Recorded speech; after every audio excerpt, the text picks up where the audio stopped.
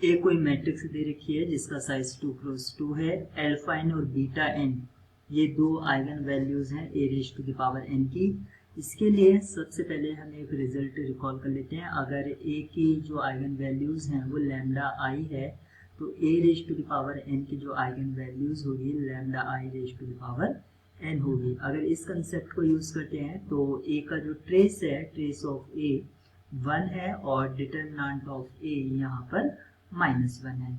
इसके हेल्प से अगर क्वाड्रेटिक इक्वेशन हम लिखते हैं X square minus 1x minus 1 equals to 0 और क्वाड्रेटिक फार्मूले की हेल्प से अगर हम रूट्स निकालते हैं तो हमें एक रूट मिलेगा, यानी कि जो लैम्डा आई की वैल्यूज होंगी वो क्या होगी 1 plus minus under root 5/2।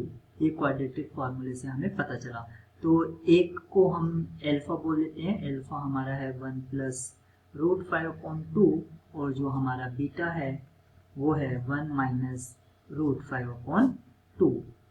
Root 5 का जो वैल्यू होता है, रूट 5 का वैल्यू अप्रॉक्स 2 पॉइंट समथिंग होता है, यानी कि ग्रेटर देन 2 होता है। तो यहाँ पर अल्फा जो होगा आपका ग्रेटर देन 1 होगा और जो बीटा है वो आपका लेस देन 1 होगा।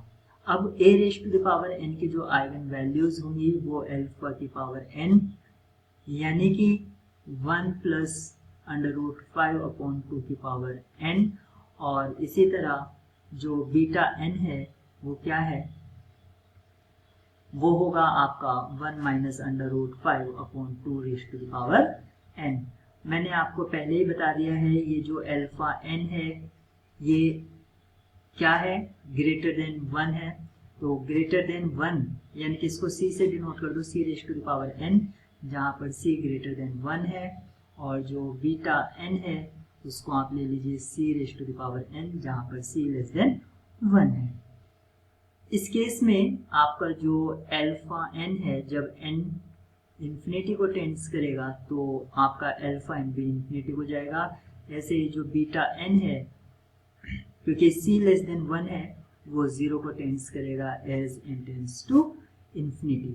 तो हमें यहाँ से दो चीज़ें तो साफ हो जाती हैं कि अल्फा n इंफिनिटी को टेंड्स करता है जब n इंफिनिटी को जाता है और बीटा n 0 को टेंड्स करता है। ऑप्शन बी भी आपका करेक्ट है।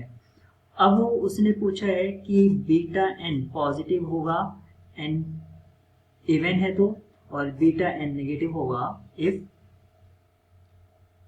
n ऑड है तो हमने पहले ही देख लिया है जो हमारा बीटा n है वो क्या है 1 minus root 5/2 raise to the power n, और ये जो इनसाइड ब्रैकेट की क्वांटिटी है ये आपकी लेस देन 1 है लेकिन साथ ही साथ नेगेटिव भी है, लेस देन 1 और नेगेटिव है। तो इसको हम क्या, जैसे ये n आपका ओड होगा, n ओड होगा तो ये भी जो क्वांटिटी आएगी ये भी क्या आएगी आपकी नेगेटिव में आएगी क्योंकि नेगेटिव क्वांटिटी थी। ऐसे ही जो बीटा n है अगर n आपका इवन है तो बीटा n आपका पॉजिटिव आएगा लेकिन लेस देन 1 होगा। तो यहाँ पर हमें दो चीजें और साफ हो जाती है, beta n is positive if n is even, ये भी सही है, और beta n is negative if n is odd. इस प्रॉब्लम के लिए सभी ऑप्शंस ट्रू हैं।